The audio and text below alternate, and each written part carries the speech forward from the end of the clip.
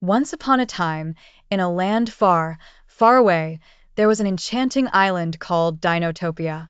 This magical place was home to all kinds of wonderful dinosaurs, big and small, who lived happily together. Every morning, the sky would paint shades of pink and orange as the sun began to rise.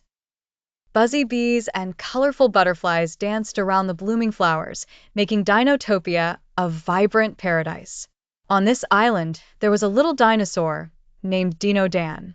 Dan was a friendly and curious triceratops with a shiny coat of green scales and three sturdy horns on his head.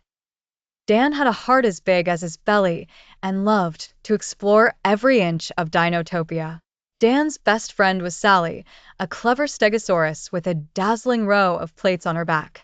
Sally was thoughtful and kind, always ready to lend a helping hand or a comforting hug.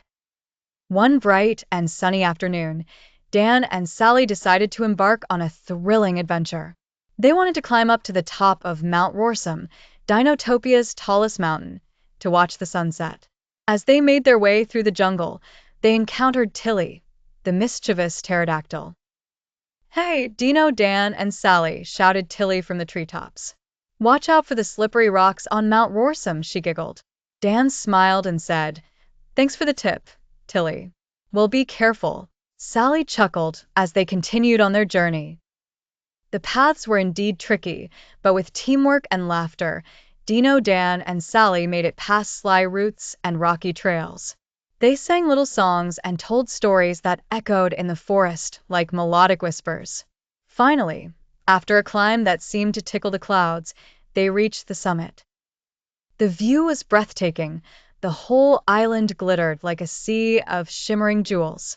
Just as the sky started dressing in the golden hues of goodbye, Sally pointed towards the horizon. "Look, Dan, the sun is dipping behind the ocean. It's saying goodnight."